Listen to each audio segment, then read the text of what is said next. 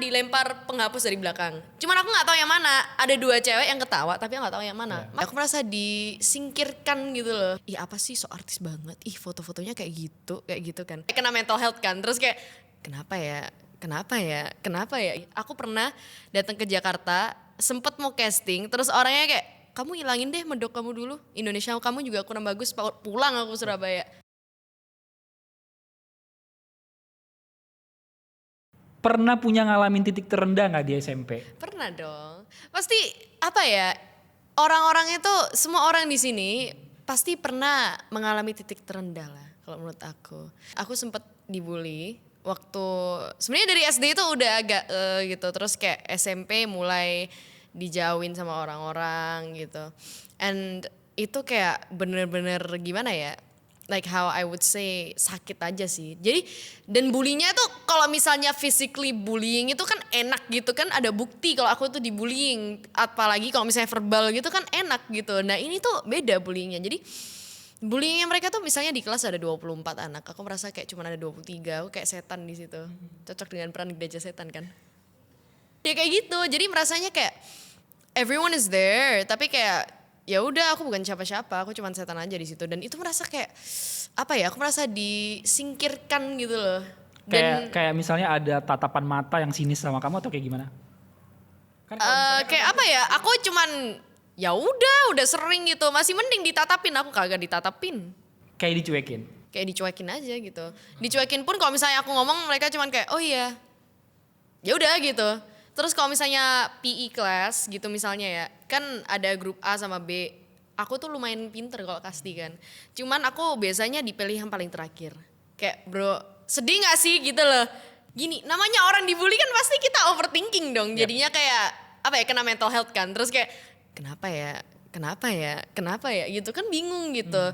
Tapi now that I think of it, aku itu dari dulu tuh kepengen emang di dunia entertain, dan orang-orang maybe ngeliatnya kayak agak cringe gitu kan. Kalau misalnya orang-orang dulu kayak ih so artis gitu loh.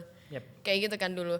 Jadi dulu tuh aku mulainya itu sebagai model sama influencer, mencoba untuk nge-endorse gitu dengan aksen medokku gitu kan dulu kan. Jadi aku kayak ngomongnya dulu kan aku kan dari Surabaya. Kalau ngomong medok banget. Untuk menghilangkan medok itu susah setengah mati. Aku pernah datang ke Jakarta, sempet mau casting, terus orangnya kayak kamu hilangin deh medok kamu dulu. Indonesia kamu juga kurang bagus. Pulang aku Surabaya. Belajar dari situ. Dari situ aku coba jadi content creator di TikTok. Waktu awal-awal TikTok ada kan. Akhirnya coba tuh dari TikTok. Lumayan nih kontennya. Nah dari situ waktu di SMP orang-orang mulai diem. Mulai daripada mereka kayak ngegosipin dari belakang kayak ih apa sih so artis banget. Ih foto-fotonya kayak gitu kan. Akhirnya mereka kayak diem aja gitu. Nah aku bingung, oh kayaknya berhasil deh gitu lama-lama. Terus waktu itu aku sempet inget nih, kemarin tuh waktu udah mau lulus SMP, diajak foto nih sama orang-orang, ih ayo si artis nih dateng nih. Aku kayak oke, gitu Oh banget. mereka gitu. sempat bilang kayak mention gitu, si artis datang nih kayak gitu. Iya beneran, itu pernah, itu ada. Aku masih inget itu. Aku kayak oke, foto sama artis dulu nih, siapa tahu mahal nanti kalau bisa dijual. Aku kayak oke. Wow. Sampai Itu segitunya. SMP tuh ya? SMP, SMA karena maybe I move schools karena dapat beasiswa di sekolah baruku. Nah, di situ aku kayaknya trauma deh sama yang dari SMP sama SD. Jadi di situ aku lebih diem. Di SMA? Di SMA aku lebih diem, duduknya biasanya paling pojok, teman ya cuman 1-2, dan aku pun nggak pernah cari temen itu, tapi mereka datang sendiri ke aku. Akhirnya di situ aku ketemu ya ternyata ada juga temen yang bisa mengerti lah gitu lah.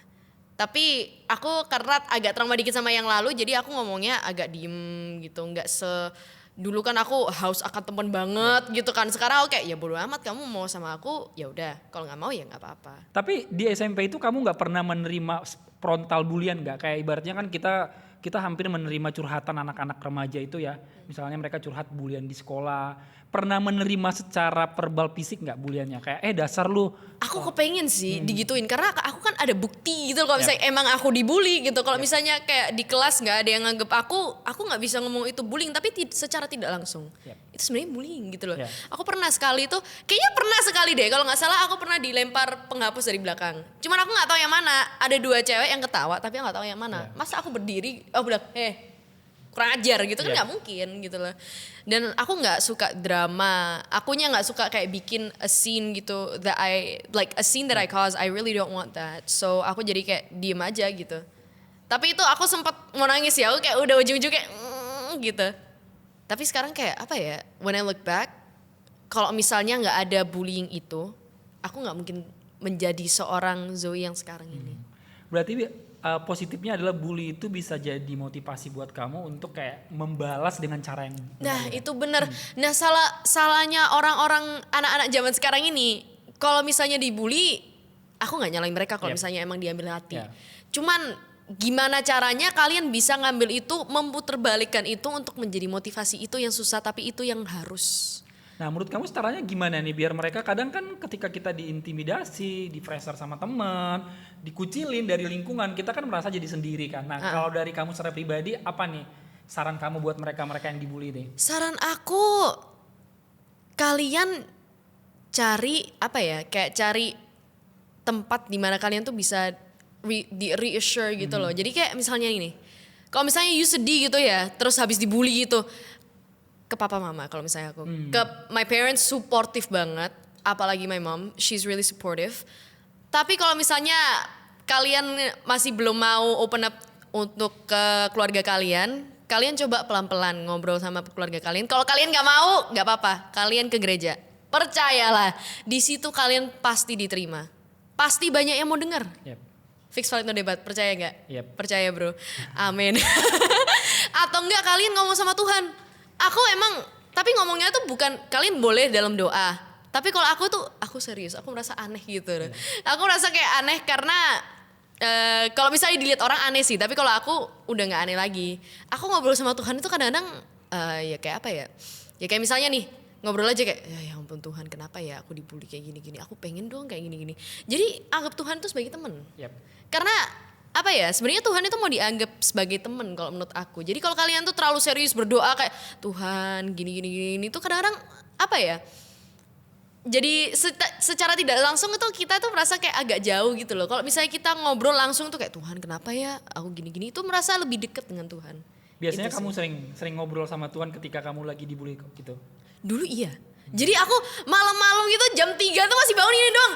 Ya ampun Tuhan, masa ya hari ini aku gini-gini. Jadi aku merasa kayak bro, aku ngomong sendiri dari kayak 3 jam itu ngomong sendiri. Kenapa Zoe cerewet? Karena suka ngobrol sendiri gitu. Yeah. Dan menurut aku it's not a weird thing for me to like talk to myself. Soalnya apa ya, ada kok yang dengerin aku.